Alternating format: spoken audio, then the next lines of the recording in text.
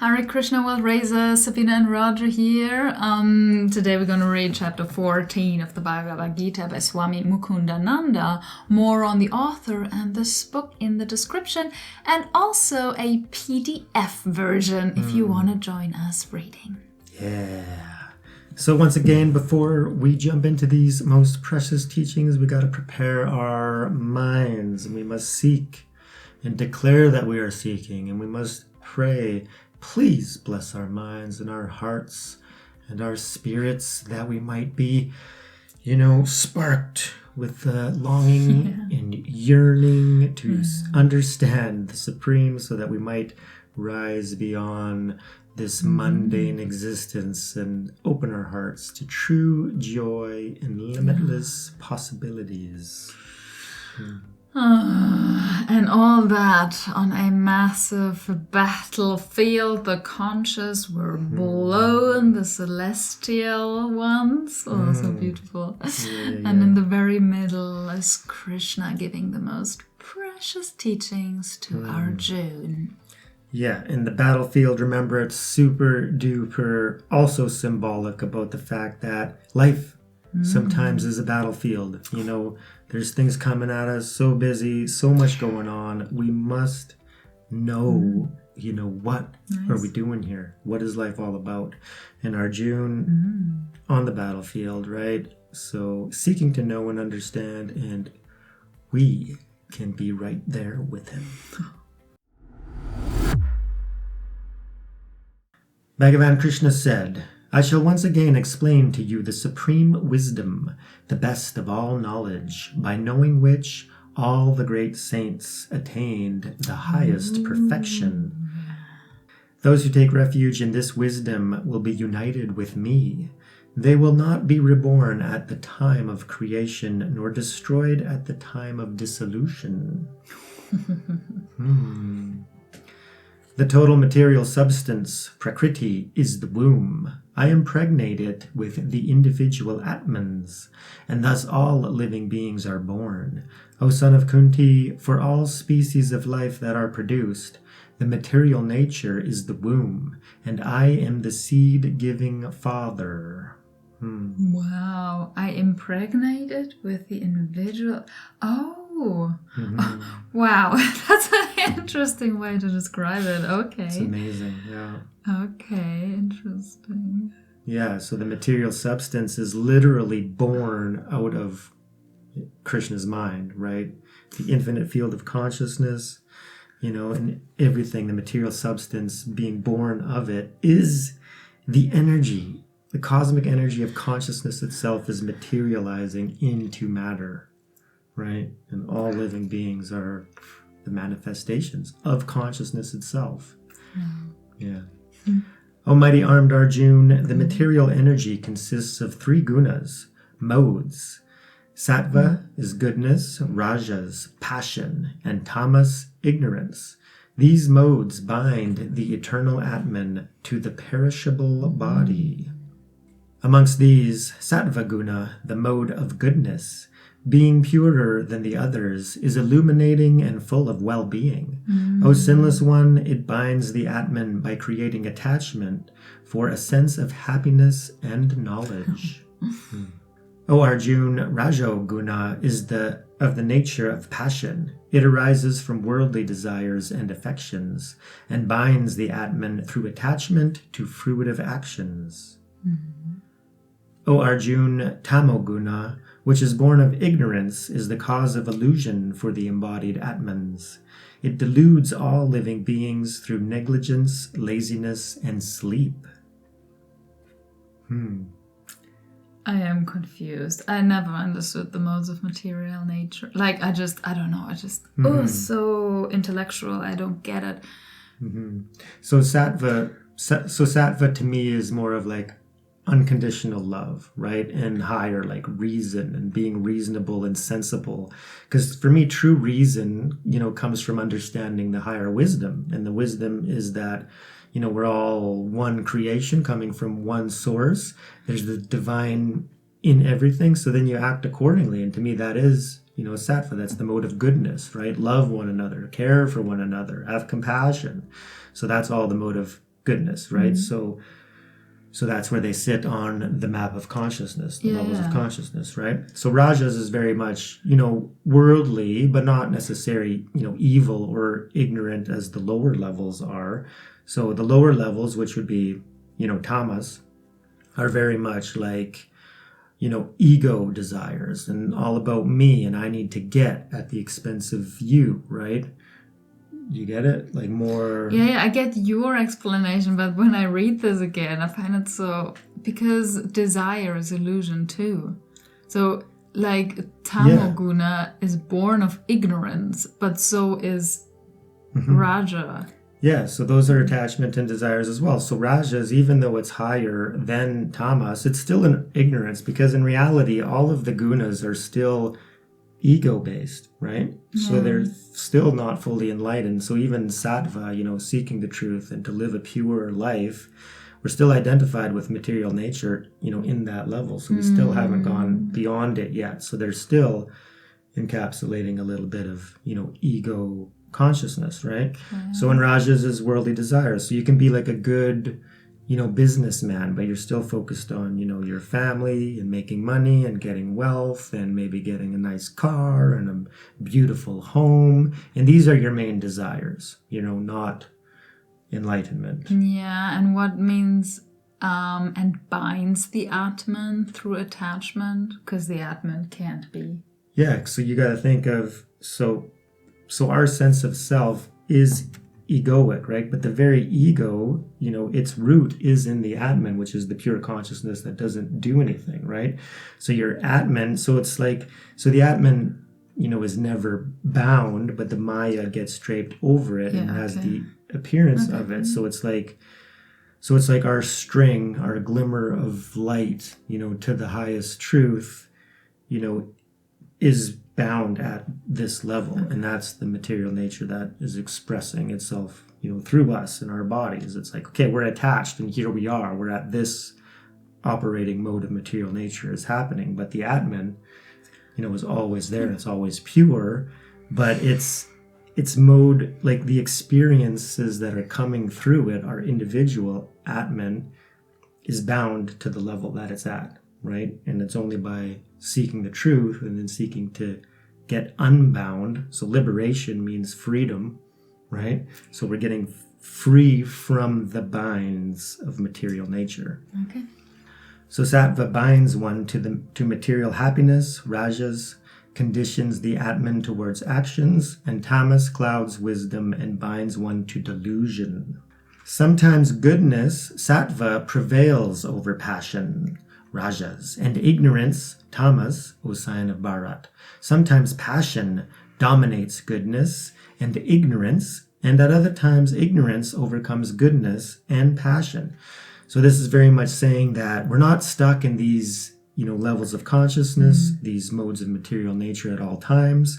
Sometimes we can be very loving and caring and compassionate in a very high state of consciousness, and other times we're below. And then so the ignorance sometimes will so tamas will overcome those higher levels, and then you'll sink into maybe a depression. And other times you'll be in a very loving state. And no matter how mean somebody is to you, you'll be able to maintain your love. So then that one's dominating. And at other times you're just focused on worldly success and ambition. So you're not concerned too much about, being good and kind to everybody, but you're not being a total, ignorant, mean person at the same time. You're just focused on your material external use. So sometimes they dominate the mind. When all the gates of the body are illumined by knowledge, know it to be a manifestation of the mode of goodness. When the mode of passion predominates, O Arjuna, the symptoms of greed, exertion for worldly gain, restlessness, and craving develop. O Arjuna, nescience, inertia, negligence, and delusion, these are the dominant signs of the mode of ignorance, right? Low levels. Those who die with predominance of sattva reach the pure abodes, which are free from rajas and tamas of the learned. Yeah. Those who die with prevalence of the mode of passion are born among people driven by work, while those dying in the mode of ignorance take birth in the animal kingdom. And other types of realms. I think this is the first time I hear being born as an animal. The teaching within Hinduism. Yeah, it's very, very prevalent in Buddhism. Yeah, but we haven't gone into the different realms in Hinduism yet, so this is, I think, the first time that it's mentioned. Beautiful. It is said the fruit of actions performed in the mode of goodness bestow pure results. Actions done in the mode of passion result in pain, while those performed in the mode of ignorance result in darkness. From the mode of goodness arises knowledge. From the mode of passion arises greed. And from the mode of ignorance arises negligence and delusion. Those situated in the mode of goodness rise upwards. Those in the mode of passion stay in the middle. And those in the mode of ignorance go downward. When wise persons see that in all works there are no agents of action other than the three gunas, and they know me to be transcendental to these gunas, they attain my divine nature. Right? Is he just saying there are no agents of action other than the three gunas, other than the levels of consciousness? Yeah. Is that exactly what we just heard? So there's always going to be like a motivation and a desire and a drive for an action to be performed, but the doer, the very doer of that action, is the material consciousness itself, the consciousness that's identified with material nature. Part of the material creation is the performance of actions. So even remember the teachings on action and inaction and inaction and action. There's always going to be an action. Even the decision to not perform an action is still an action. So we cannot act. And that action is arising through the modes of material nature, right? So whatever level of consciousness you're at, that's going to manifestation in the behaviors and the types of actions that are performed. I think I just have an insight. Good. But it feels like almost like because it's like, because then it's a level of consciousness that is performing actions. Yeah. And it's not really you. Like it's it's just like it's running. You. Ooh. I don't know, it's almost like it feels like hijack. It feels like yeah, that's the thing, is that oh my God. Even though my ego mind is speaking and like I'm perceiving that God, here I am talking, I've understood enough spiritually to know that that's not me. I am intellectually identified, at least, with the higher mind. So I know that there's a pure awareness there. And even though that I'm not, subjectively experiencing that right now, I still identify with that as me. So I'm up there. I'm the field. I'm consciousness, pure consciousness itself, and everything arising to the mind, which is, the lower me, is the me that I am right now, is not the real me. So even though I'm being this me, the ego me, at the same time I can know that that's not me, right? That's not the real me. Yeah, which is fun. You get the ego on your side. Wow. So my ego very much knows that it doesn't exist in reality, in like higher reality, and it's going to dissolve. And it's just a divine play. It's basically the observation. It's the character that's in the play right now. But ultimately, it's not me, even though I'm very much identified with it right now. Yeah, so you're using your intellect to discern the wisdom and the truth. And then, so that's, the path of knowledge, the jnana yoga. And then you use meditation to kind of grasp and get glimpses of the consciousness.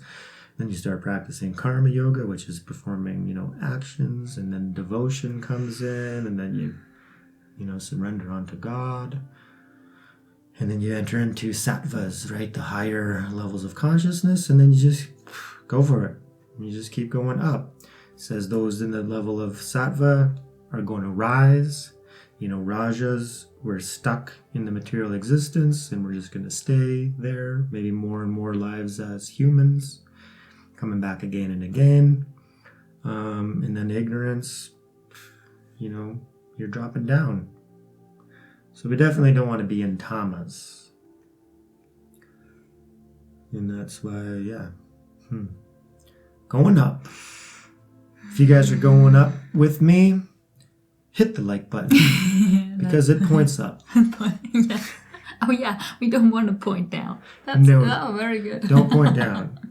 That's law of attraction. If you point down, then you might end up going down.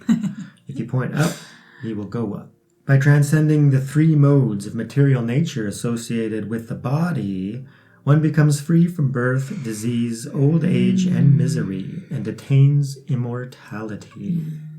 So even he's talking about rising above even sattvas, right? So sattvas is very much being a good person, being kind and compassionate and caring, but it is still a mode of material nature, right? So we have to transcend even that.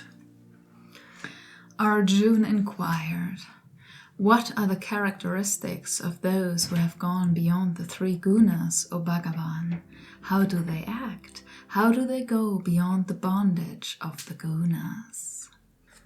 Bhagavan Krishna said, "O Arjuna, the persons who are transcendental to the three gunas neither hate illumination, which is born of sattva, nor activity, which is born of rajas, nor even delusion, which is born of tamas. When these are abundantly present, nor do they long for them when they are absent. They remain neutral to the modes of nature and are not disturbed by them. Knowing it is only the gunas that act, they stay established in the self without wavering." Right? So this is very much, an enlightened being is still in the world. Like if their body is still, functioning, there's still going to be things happening at different levels of consciousness, but they're situated in equanimity, which Krishna talked about before, the steadfastness of the the meditative mind. So established in the self, right, the higher Atman, and then coming from that point of view, they're not perturbed by the fluctuations. Those who are alike in happiness and distress, who are established in the self, who look upon a clod, a stone, and a piece of gold as of equal value, who remain the same amidst pleasant and unpleasant events, who are intelligent, who accept both blame and praise with equanimity, who remain the same in honor and dishonor, who treat both friend and foe alike, and who have abandoned all enterprises, they are said to have risen above the three gunas. Those who serve me with unalloyed devotion rise above the three modes of material nature and come to the level of Brahman. I am the basis of the formless Brahman, the immortal and imperishable, of eternal Dharma, and of unending divine bliss.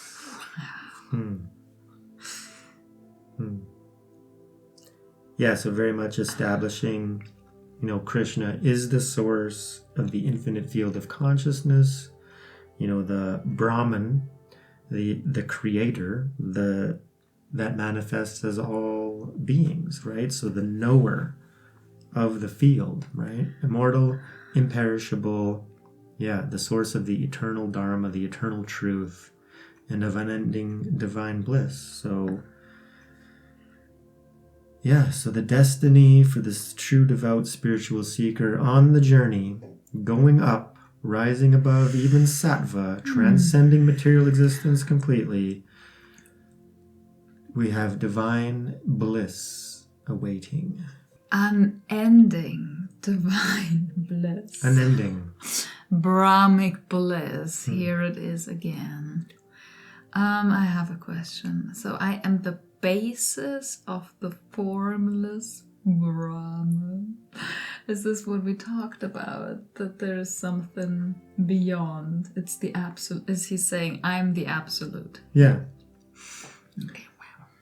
Yeah, and this is very much the debate between the non-duality and the duality, right? So this is saying that, there's the duality because he's beyond, right? So he's the basis, right? So within duality, it's the Brahman, and we're all part of that. So duality is contained in non-duality, and non-duality is contained in duality. We just need to, let go of fighting about it and arguing, and understand that, okay, it's beyond our capacity to know and comprehend, right? So we accept our fate as, when we're identified as egoic beings, identified with the modes of material nature and being, bound to them. The only thing that we really need to do is seek, liberation, the truth, the way out. And if some people understand it differently than us, that's okay. That's absolutely fine. If you're driven to, understand, duality as the highest, that's great. If you're driven to understand non-duality as the highest, that's great. Because what I'm seeing, just in the comment section, how I see spiritual advancement is the truth. And it's like, remember Sri M talked about it? It's one of our earlier videos. You guys can go check it out. So Sri M's talking about what are the signs of spiritual advancement. And it's very much, how loving are you? How caring are you? How compassionate are you? And that's what's important. It's not like, oh, do you believe something slightly different than how I understand it and believe it? Well, we got a problem then. I don't know if I love you as much as this person who understands things exactly the same as me. He understands things exactly the same as I do, and he agrees with me. So I love him more than I love you, right? So, that's like, I don't know if that's the way, right? Well, except you debate with a really loving and kind heart, and the debating comes from a different place, because it could come, why not? From awareness, and you're just being pulled with a completely peaceful mind, and maybe it's not even really you doing, but you go in there and debate, and it's heated and everything. But there is still, like, you just do it with a smile, because it's like it comes from a different place. From sattva. It comes from sattva debates. So we can't really judge actions. I had an insight this especially week. It's not even us acting. Even when we're debating, it's not really, it's the mode of material nature that's debating. So what mode of material nature is your debating coming from? Maybe we can investigate that. Beautiful. Right? Mm-hmm. Because it's about us understanding that, we're not the mode of material nature. The mode of material nature is the happening, right? Is the happening. So we're above the modes, and we're above the ego. The ego is product of the modes. It's the thing that thinks it's doing, when it's really the doing is happening, and the ego is taking credit for it. It's just such a gift to study the Gita with you. It's So thank you so much for joining us for this amazing and wonderful chapter. Please let us know what you think and any clarifications and how you guys kind of understand the teachings, and if anything we said made sense to you. And if not, if you disagree, let us know kindly. Because we love hearing from you, and we love the fact that so many of you have actually decided to stick around and study the Gita with us for our very first try, and Sabina's very first dive into the Gita. Make it to chapter precious. 14. Yes. Amazing. So thank you so much. And remember, the most important thing in the whole world is to raise yourself and raise the world. Thank you so much, everyone. Hare Krishna. Peace.